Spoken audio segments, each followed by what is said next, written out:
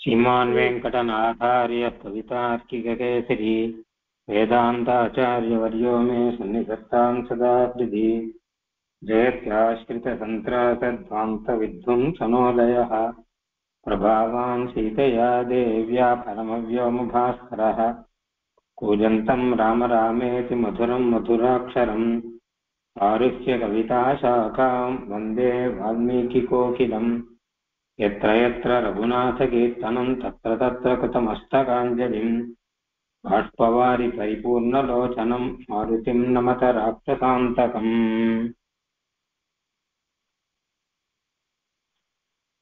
சரி, இன்னைக்கு நம்ம பார்க்க வேண்டிய ஸ்லோகம் இதுல 50வது ஸ்லோகம் கிட்டத்தட்ட.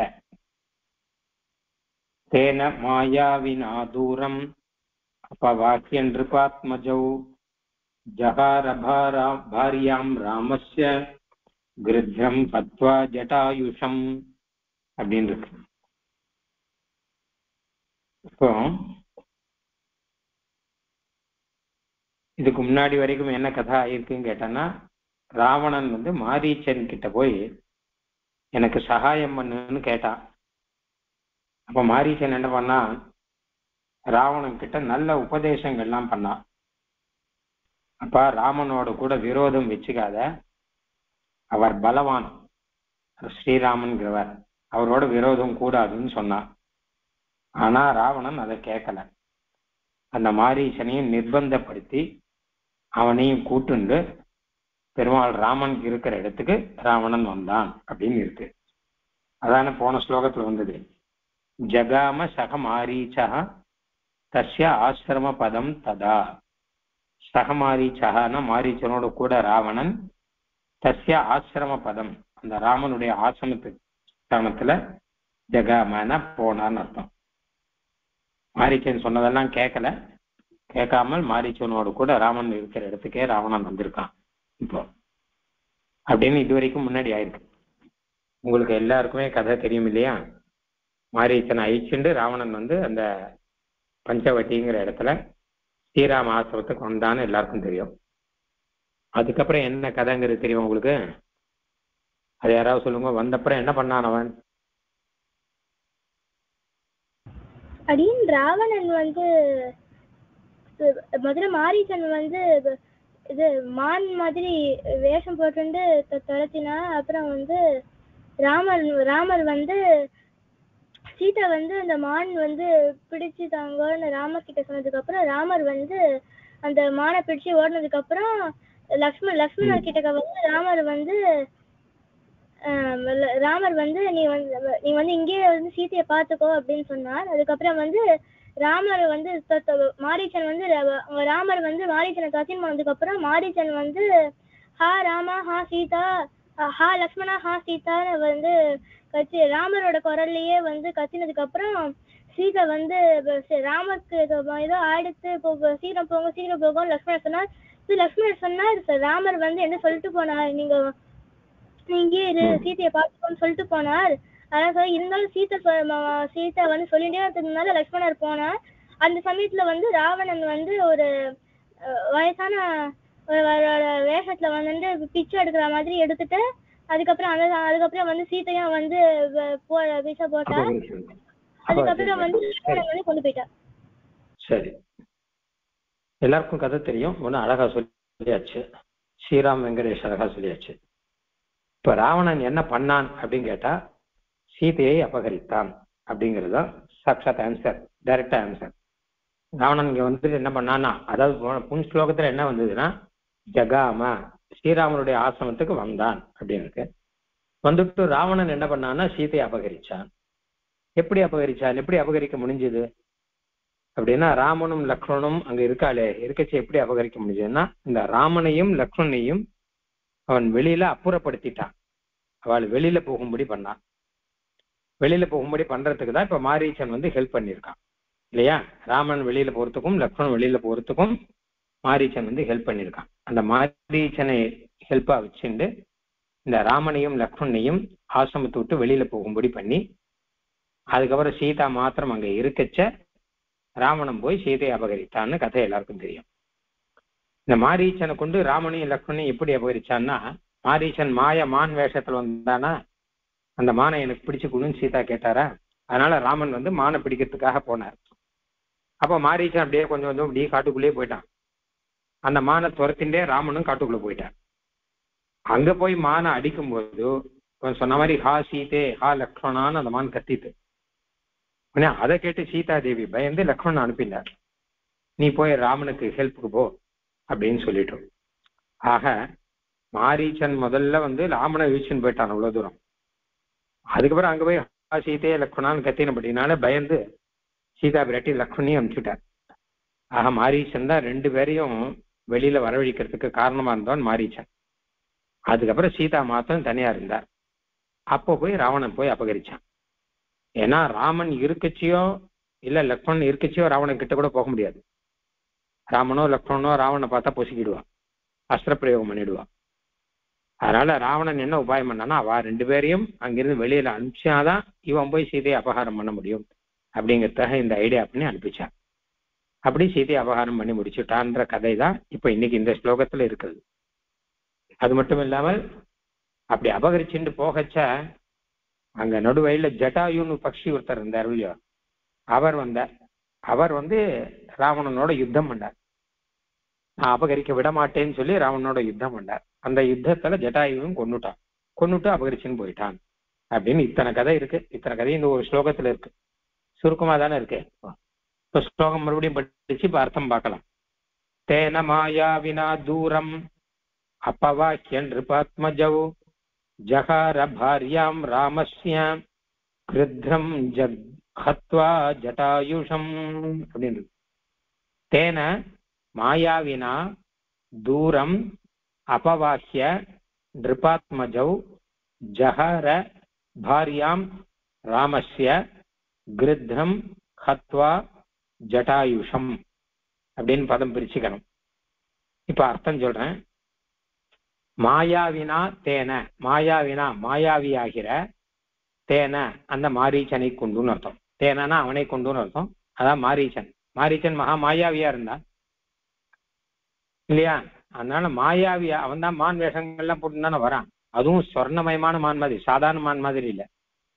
அப்போ மாயாவினா மாயாவியா இருக்கக்கூடிய தேன அவனை கொண்டு, அந்த மாரீச்சனை கொண்டு, நிருபாத்மஜௌ அப்படின்னா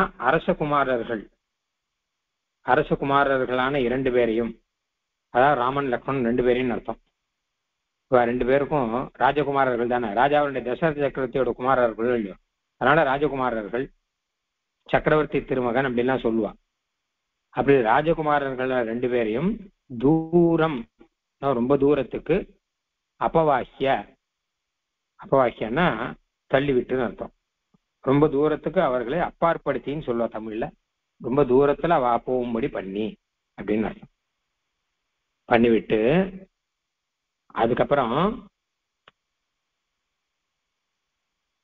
கிருத்ரம் ஜட்டாயுஷம் ஹத்வா, ஜட்டாயுஷம் ஜட்டாயுவாகிற கிருத்ரம் கழுகு பக்ஷியை ஹத்வா கொன்றுவிட்டு, நடுவில் அந்த கழுகு பக்ஷி ஜட்டாயு அவரையும் கொன்னுட்டு, ராமஸ்ய பாரியாம் ஜஹர, ராமனுடைய பாரியாம்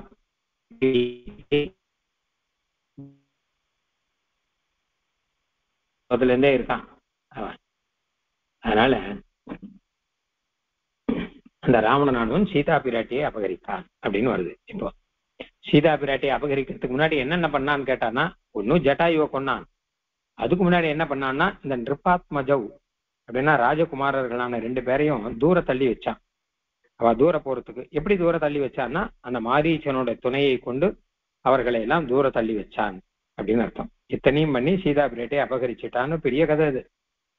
எத்தனையோ பெரிய கதை சுருக்கம் ஒரே லைன்ல சொல்லிட்டு ஒரு ஸ்லோகத்தை முடிஞ்சு போச்சு.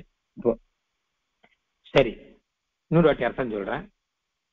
மாயாவினா மாயாவியாகிற, தேன அந்த மாரீச்சனை கொண்டு, மாயாவியா இருக்கக்கூடிய அந்த மாரீச்சனை கொண்டு, நிருபாத்மஜௌ ராஜகுமாரர்களான 2 பேரையும், நிருபாத்மஜௌங்கிறது த்விவச்சனம் இது, அதனால 2 பேரும் அர்த்தம் கிடைக்கிறது.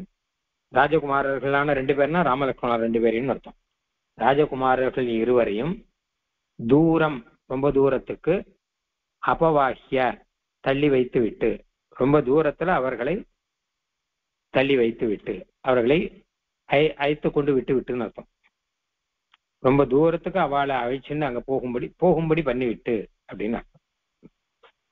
தமிழ்ல அப்புறப்படுத்தின்னு அழகா சொல்லுவாங்க. ரொம்ப தூரத்துல அப்புறப்படுத்தி. அப்புறம் ஜட்டாயுஷம், ஜட்டாயுவாகிற, அப்ப ஜட்டாயுன்னு பேர்ல இருக்கிற கிருத்ரம் கழுகை, கழுகு பக்ஷிக்கு சமஸ்கிருதத்துல கிருத்ரான்னு பெயர், அதனால கிருத்ரம் கழுகை ஹத்வா கொன்று விட்டு.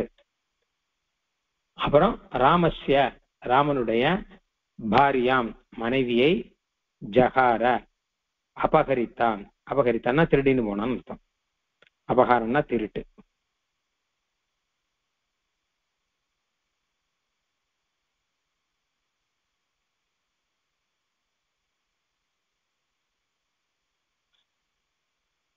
சரி, யாராவது அர்த்தம் சொல்லுங்க பாப்போம். அடி ஒரு சம்சயம் அடி ராமஸ்ய பாரியம் கடைசியில ஜஹார வாடி. தூரம் அபவாஹ்யனா ரொம்ப தூரத்துல ஆட்சிட்டு போனான்னு அர்த்தம் ஆடி. ரொம்ப தூரத்திலே அர்த்தம். அபவாக்கியன்னா அழைத்து, ரொம்ப தூரத்திலே. அபவாக்கியன்னா போகும்படி பண்ணின்னு அர்த்தம்.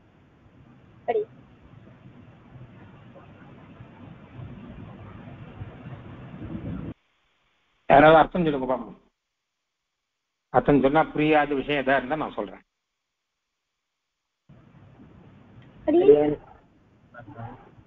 சொல்லுங்க. மாயாவியாக இருக்கக்கூடிய சேன இந்த மாரீச்சனை கொண்டு திருபாத்மஜௌ 2 அரசகுமாரர்களையும் தூரம் அபவாக்கிய தூரமா அப்புறப்படுத்தி ஜட்டாயுஷம் ஜட்டாயு என்ற கிருத்ரம் கழுகை அத்வா கொன்று முடித்து ராமஸ்ய ராமனுடைய பாரியாவான சீதையை ஜஹார அழைத்து சென்றார். அபகரித்தான் அப்படின்னு அர்த்தம். சரி,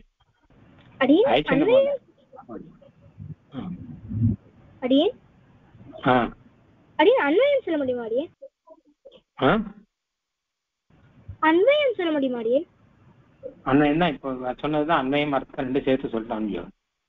மாயாவினா தேர நிருபாத்மஜௌ தூரம் அபவாஹ்ய ஜட்டாயுஷம் கிருத்ரம் ஹத்வா ராமஸ்ய பாரியாம் ஜஹார. அன்னை வச்சுதான் அர்த்தம் சொல்லிருக்கோம். ஒரே சம்சயம் சொல்லுங்க.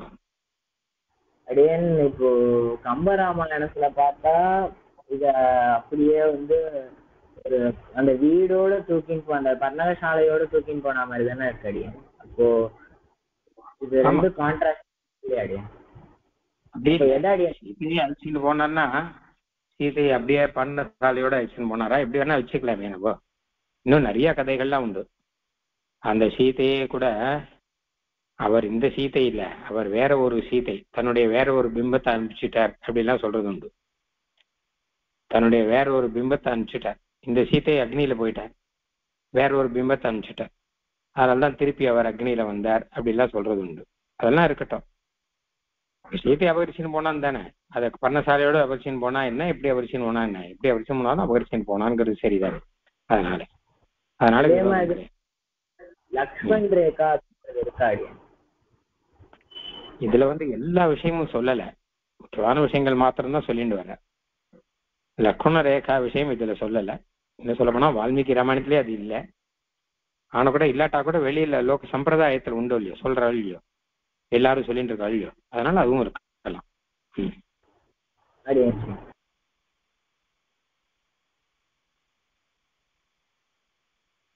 சரியாச்சா? வேற யாருக்கா ஏதாவது சந்தேகம் இருக்கா? அர்த்தம் புரிஞ்சுதா பதங்களுக்கெல்லாம்? சரி, இப்ப இந்த ஸ்லோகத்துல உங்களுக்கு ஏற்கனவே தெரிஞ்ச பதங்கள் என்னென்ன இருக்கு, புது பதம் என்னென்ன இருக்குன்னு சொல்லுங்க பாப்போம். உங்களுக்கு ஏற்கனவே தெரிஞ்ச பதம். தேன ஹத்வா, அதுக்கப்புறம் விக்ரம், பாரியா, ராமஹ, ராமஸ்ய, ஆத்மஜஹ, இதெல்லாம் இருக்கு. ஆத்மஜஹ, நிருப. ஆத்மஜஹ முன்னாடி வந்திருக்கா? Very good. ஆத்மஜஹ எங்கப்பா வந்திருக்கு? ஆத்மஜஹானா புத்திரஹான்னு அர்த்தம். கேட்டா ட்ரிப்பாங்கிறது கூட வந்திருக்கும்ல. ட்ரிப்பானா ராஜான்னு அர்த்தம். அப்ப ட்ரிபாத்மஜா அப்படின்னா ராஜபுத்திரஹா, ராஜாவுடைய புத்திரன் அப்படின்னு அர்த்தம் இருக்கு. ஆத்மஜாக முன்னாடியே வந்திருக்காகும். சரி, நல்லது. ஆத்மஜன்னா புத்திரன் அர்த்தம், ட்ரிப்பானா ராஜான்னு அர்த்தம். அப்ப ட்ரிபாத்மஜானா ராஜபுத்திரர்கள். அதாவது இவ 2 பேருமே தசரத சக்கரவர்த்தியோட புத்திரர்கள், அதனால அவ 2 பேரையும் ராஜபுத்திரர்கள் அப்படின்னு சொல்றாங்க. பாரியாம்னா முன்னாடியே வந்திருக்கும். ஹத்வாங்கிறது முன்னாடி வந்திருக்கா? சூர்பனகா ஹத்வா வந்திருக்குதாடி. சூர்பனகா ஹத்வா வந்துருக்கா? சரி, சூர்பனகாயை கொல்லலையே, எங்க வந்திருக்க? ஓ இல்லடி, கேள்விப்பட்டிருக்கோம்.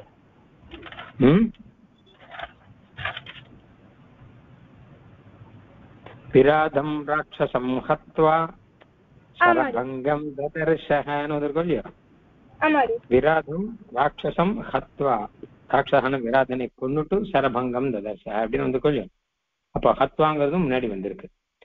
ராமஸ்ய பாரியாம் அதெல்லாமும் முன்னாடி வந்திருக்கும்.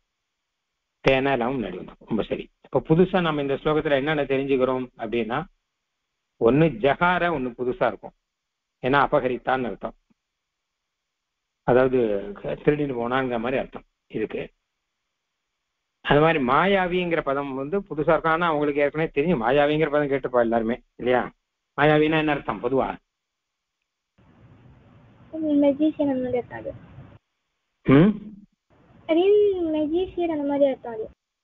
மாதிரி. இப்ப மாயாவின்னா இப்போ கரெக்ட் மீனிங் என்னன்னா, ஆச்சரியமான காரியத்தை செய்யறவனுக்கு மாயாவின் பெயர். யாரு எல்லாரும் பார்த்து மேஜிக்க தானே எல்லாரும் பார்த்து ஆச்சரியப்படுறாலும் இல்லையோ, அந்த மாதிரி ஆச்சரியமான காரியத்தை செய்யறவனுக்கு மாயாவி அப்படின்னு. மாயானா ஆச்சரியமான காரியம் அர்த்தம். மாயாவினா ஆச்சரியமான காரியத்தை செய்கிறவன். இந்த இடத்துல மாயாவி யாருன்னா மாரீச்சன் தான் மாயாவி. அவன் தான் பார்க்கறதுக்கே ஆச்சரியமா இருக்கான். அந்த மானை பார்த்தாலே ரொம்ப ஆச்சரியமா இருக்கான் சீதா பிராட்டிக்கெல்லாம். அது அப்படியே தங்கத்துல அப்படியே பளபளன்னு மின்றதுதான். அதனால அதை பார்த்தாலே ஆச்சரியமா இருக்கு. அது இன்னும் வேற ராமனுக்கே போக்கு காமிச்சு எங்கேயோ அழிச்சுட்டு போறது, தூரத்துக்கெல்லாம் அழிச்சுன்னு போறது. அதனால ஆச்சரியமான காரியத்தை செய்பவன் அர்த்தம் மாயா. நான் பொதுவாக மாயாவின்னு அர்த்தம் சொன்னேன். மாயாவினா என்ன அர்த்தம்னா ஆச்சரியமான காரியத்தை செய்பவன் அப்படின்னு அர்த்தம். அது மாரீச்சன் சொல்றது. சரி, அபவாக்கிய அப்படின்னா தூரத்துல அழிச்சு கொண்டு விட்டுன்னு அர்த்தம். தூரத்தில் கொண்டு விட்டு, ராஜகுமாரர்களை ரொம்ப தூரத்துல கொண்டு விட்டுட்டு, தூரத்தில் கொண்டு விட்டுட்டு அப்படின்னு அர்த்தம். அது மற்ற பதங்கள்லாம் உங்களுக்கு கேட்ட பதமா தான் இருக்கும். சரி, நல்லது. இப்போ அடுத்து நம்ம என்ன பண்ண போறோம் என்ன கேட்டோம்னா, ஆகாங்ஷா பார்க்க போறோம். இந்த ஸ்லோகத்துல கிரியாபதம் எதுன்னா ஜகார அப்படின்னு கிரியாபதம், அபகரித்தான் அப்படிங்கிறது. கஹ ஜகார,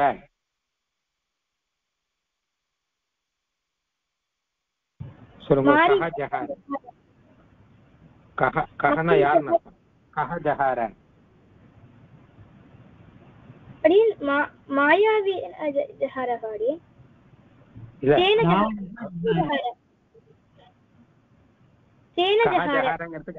இல்ல இல்லம்மா, இந்த கேள்விக்கு ஆன்சர் இந்த ஸ்லோகத்துல இல்ல, வெளியிலன்னு சொல்லணும். அபகரித்தான்னு அர்த்தம். யார் அபகரித்தார்? சொல்லு. ராவணா ஜகார. நேற்று ஸ்லோகத்துல இருக்குது. நேற்று ஸ்லோகத்துல என்ன வந்தது? அநாபிருத்தியது தத்வாக்கியம் ராவணா காலச்சோதிதா அப்படின்னு இருக்கும் இல்லையோ.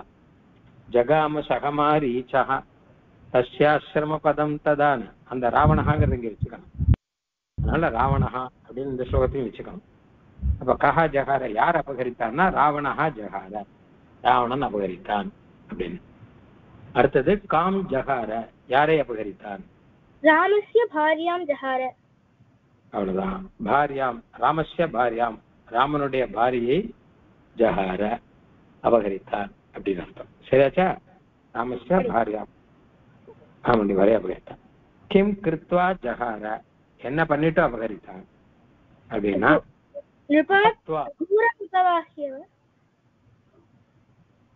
முதல்ல இந்த ஹத்வா சொல்லு, அப்புறம் அது சொல்லலாம். என்ன ஹத்வானா கொன்னுட்டு, ஹத்வானா கொன்னுட்டு, கிம் கிருத்வானா என்ன செய்துட்டு ஜகார அப்படின்னா ஹத்வா கொன்னுட்டு அபகரித்தான். கம் ஹத்வா யார கொன்னுட்டு அப்படின்னா ஜட்டாயுஷம் கழுகான ஜட்டாயுவை கொன்னுட்டு அப்படின்னு அர்த்தம். அப்புறம் புனகா கிம் கிருத்வா மறுபடியும் என்ன பண்ணான் முதல்ல அப்படின்னு கேட்டான்னா அபவாஹ்ய தூரத்துல தள்ளி வச்சுட்டுன்னு அர்த்தம். கௌ அபவாஹ்ய யார தூரத்துல தள்ளி வச்சான் அப்படின்னா நிருபாத்மஜௌ அபவாஹ்ய இல்லையா, ராஜபுத்திரர்களை தூரத்தில் தள்ளி வச்சான். கேன யாரை கொண்டு அவள் அங்க தள்ளி வச்சான் அப்படின்னா தேன அவனை கொண்டு, அதான் அந்த மாரீச்சனை கொண்டு. கீதரிசேன தேன எப்படிப்பட்ட மாரீச்சன்னா மாயாவினா தேன. புரியுது அப்ப சரியா?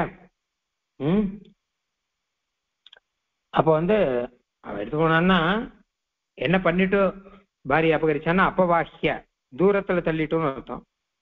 கௌ அபவாஹ்ய யார தூரத்துல தள்ளினான் அப்படின்னா ஸ்லோகத்திலே இருக்க பதம் என்ன, திரிபாத்மஜௌ அபவாஹ்ய இல்லையா, ராஜகுமாரர்களை தூரத்தில் வச்சுட்டோம்னு அர்த்தம். கேன யாரை கொண்டு அவர்களை தூரத்தில் வச்சான் அப்படின்னா தேன அவனை கொண்டு. அவனா யாரு, மாரீச்சன், மாரீச்சனை கொண்டுன்னு அர்த்தம். மாரீச்சன் எப்படிப்பட்டவன்னா மாயாவி, அதனால மாயாவினா தேன மாயாவியான அந்த மாரீச்சனை கொண்டு இந்த நிருபாத்மஜர்கள் ராஜபுத்திரர்கள் 2 பேரையும் தூரத்துல வச்சுட்டு ராவணன் சீதாதேவி ராமஸ்ய பாரியாம் ஜகார அப்படின்னு அர்த்தம். சரி, யாருக்காவது சந்தேகம் இருக்கா? இருக்காதுன்னு நினைக்கிறேன் இல்லையா? எல்லாருக்கும் புரிஞ்சுட்டா? சொல்லு. நீங்க இது ஜஹார ஹத்வாவும் ஒரு கிரியாபதம் தான் அடியேன். ஆமா, ஹத்வாங்கிறது ஆனா கொன்னுட்டுன்னு தான் அர்த்தம், ஆஃப்டர் கில்லிங்னு அர்த்தம் இது. அதனால கரெக்ட் கிரியாபதம் ஜஹாராங்கிறது தான். அதனால்தான் அதை வச்சுன்னு சொல்லியிருக்கோம். சரி, அடுத்தது சப்தம். சப்தங்கள்லாம் சொல்லணும். யார் வேணா தெரியும், யாருக்கு தெரியுமா வா சொல்லுங்க. யாராவது ஒருத்தர் ஆன் பண்ணிக்கோங்க, சொல்லுங்க. தேனா இருந்து ஆரம்பிக்கலாம். தேனா என்ன சப்தம்பா?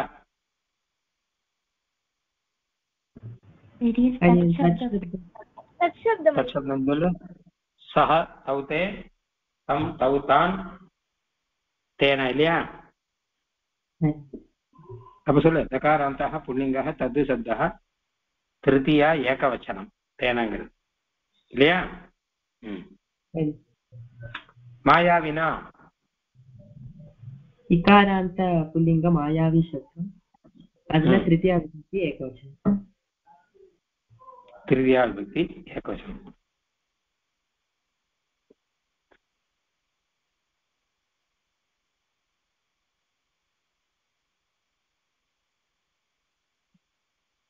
இகாராந்த சப்தம் இல்ல, நகாராந்த சப்தம். மாயாவின் அப்படின்னு சப்தம் என்ன, குணின் மாதிரி. குணி குணினோ குணினா அப்படின்னு வருதோ இல்லையோ, அந்த மாதிரி. மாயாவி மாயாவினோ மாயாவின்னு தீர்க்கம் வருது பாரு. இகாராந்த சப்தம் தான் தீர்க்கம் வராது. ஹரிஹி அப்படின்னு கிரசம் வரும். இந்த அப்படி இல்லை. அப்ப மாயாவி அப்படின்னு தீர்க்கம் வருது இல்லை. தீர்க்கம் வந்தா அப்ப நகாராந்த சப்தம் அர்த்தம். குணி குணினோ குணினஹாங்கிற மாதிரி. மாயாவி மாயாவினோ மாயாவினா, அதுல திருத்தியா ஏகவச்சனம் இந்த மாயாவினா அப்படிங்கிறது. இந்த இடத்துல அந்த திருத்திக்கு மாயாவியை கொண்டு அவனை கொண்டுன்னு அர்த்தம் உண்டு. திருத்திக்கு அவனால் அவனை கொண்டுன்னு, அந்த மாயாவியான மாரீச்சனை கொண்டு அப்படின்னு அர்த்தம். தூரம், தூரம்ங்கிறது த்விதியா ஏகவச்சனம், ரொம்ப தூரத்துக்குன்னு அர்த்தம். அபவாஹ்ய, அபவாஹ்யங்கிறது அவ்யயம், கொண்டு தள்ளிவிட்டு அப்படின்னு அர்த்தம். சரி, நிருபாத்மஜௌ இது என்ன சப்தம் போல?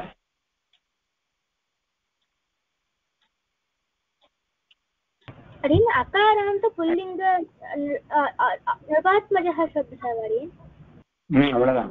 இல்லை இது என்ன விபக்தி என்ன வசனம் சொல்லு பார்ப்போம். अडीन प्रथमा विभक्ति द्विवचनम् अडीन प्रथमा विभक्ति द्विवचनமா द्वितीया विभक्ति द्विवचनமா? अडीन ரெண்டுலயுமே ராமோஹா ராமோ ராமாஹா ராமம் ராமோ ரெண்டுலயும் ராமோ தான் வந்திருக்கு இல்லையா? பிரதமா விபக்திலையும் ராமோ தான், द्वितीया விபக்திலையும் द्विवचனம் ராமோ தான். அப்ப இங்க பிரதமா விபக்தியா द्वितीया விபக்தியான்னு எப்படி கண்டுபிடிக்கிறதுன்னா அர்த்தத்தை வச்சு கண்டுபிடிக்கணும். கிருபாத்மஜவ் அப்படின்னா ராஜகுமாரர்களை அப்படின்னு அர்த்தம். ராஜகுமாரர்களை தூர வச்சுட்டுன்னு தான் அர்த்தம். அப்ப அவர்களைன்னு ஐ சேர்த்து வந்து அப்ப द्वितीया விபக்தி. பிரதமா விபக்தி வந்து அவர்கள்னு மட்டும்தான் வரும். இப்ப அவர்களைன்னு வருதோ இல்லையோ, द्वितीया விபக்திக்கு அர்த்தத்துல ஐன்னு சேர்த்து வரும் இல்லையோ. ராமம் ராமனை, ராமம் ராமோ ராமான்னு ராமனைன்னு அர்த்தம் இல்லையோ. அங்க அர்த்தத்துல ராஜகுமாரர்களை தூரம் அனுப்பிச்சுட்டான்னு வருது. அதனால ராஜகுமாரர்களையும் வந்திருக்கு. அப்படின்னால இது द्वितीया விபக்தி द्विवचனம் அப்படின்னு அர்த்தத்தை வச்சு நம்ம தெரிஞ்சுக்கணும். சரியா? அப்புறம் ஜகார, ஜகாராங்கிறது என்ன? என்ன பூத காலமா, பவிஷ்யத் காலமா, வர்த்தமான காலமா? பிரசன்ட் டென்ஸா பாஸ்ட் டென்ஸா? பாஸ்ட் டென்ஸ் அடியன். பாஸ்ட் டென்ஸ்ங்கிறதுக்கு என்ன அடையாளம் இருக்குங்க? அடியன் திருடினான், ஜஹார திருடினான் அப்படின்னு.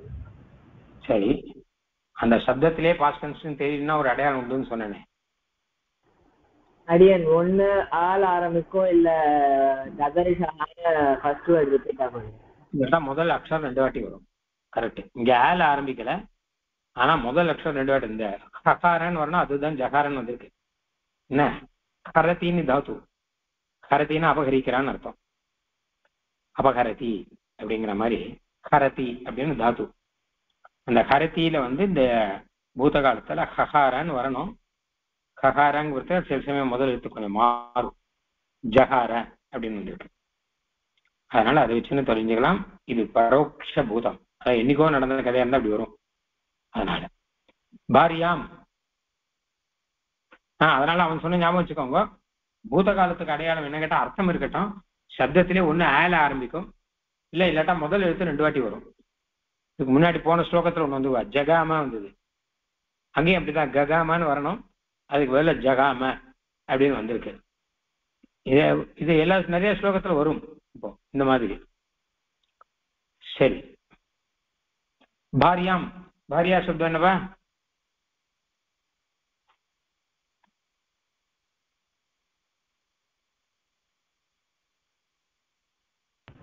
आकारान्त स्त्रीलिङ्गम्. आकारान्त स्त्रीलिङ्गः भार्या शब्दः. भार्याङ्गुरुः द्वितीया ஏகவசனம். சரி, பாரியை அப்படின்னு அர்த்தம்.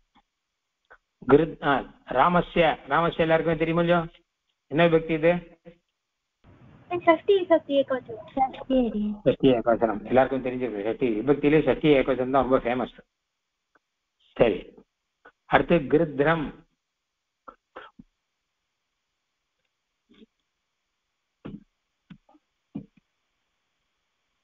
கிருத்ரங்கிறது என்ன? என்ன விபக்தி?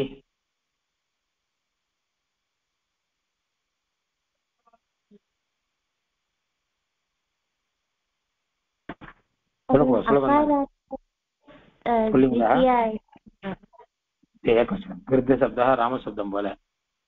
ஹத்வா.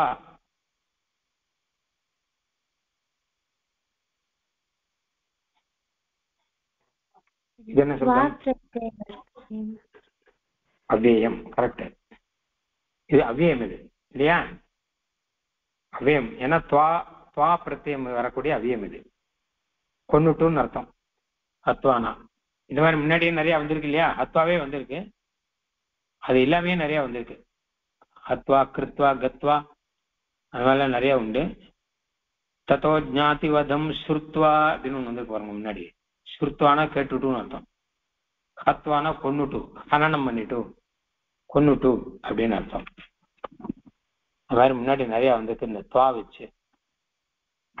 விராதம் ராட்சம் ஹத்வா அதை பார்த்தோம் நம்ம. சரி,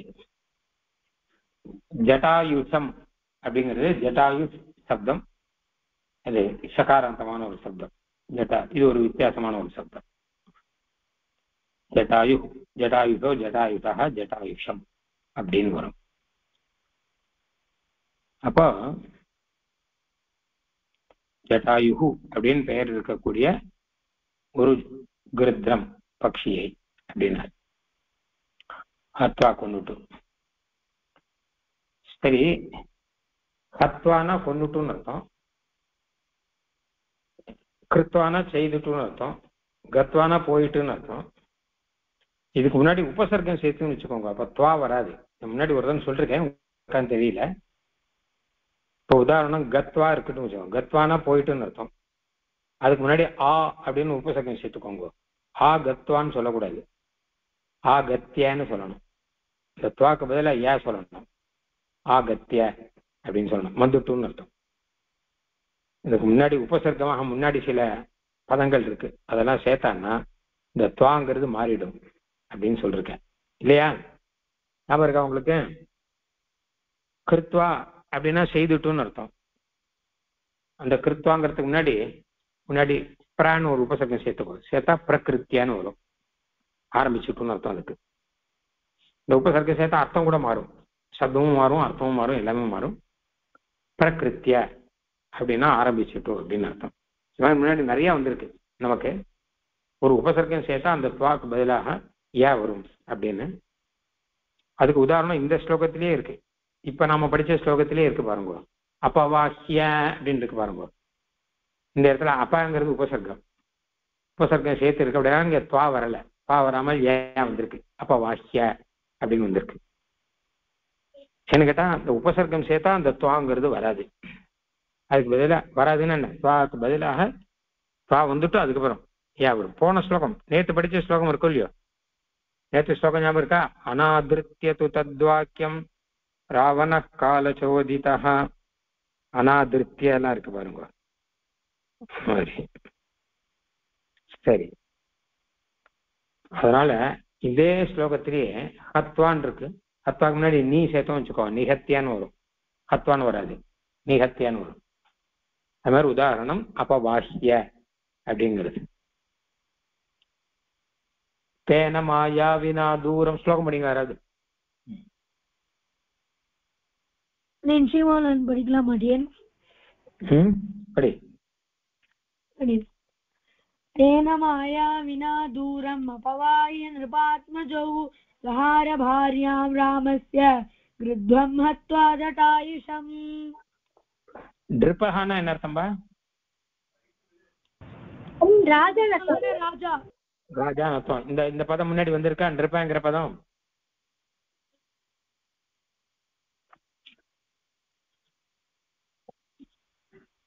வரலையா?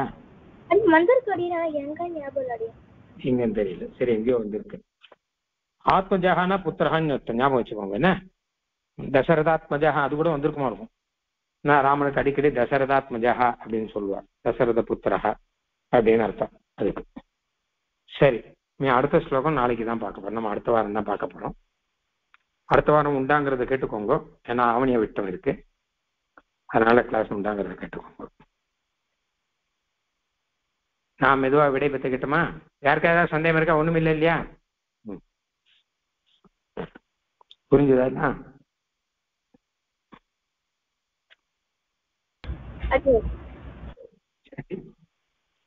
கவிதார்க்கிகசிம்ஹாய கல்யாண குணசாலினே ஸ்ரீமதே வெங்கடேசாய வேதாந்த குரவே நமஹ.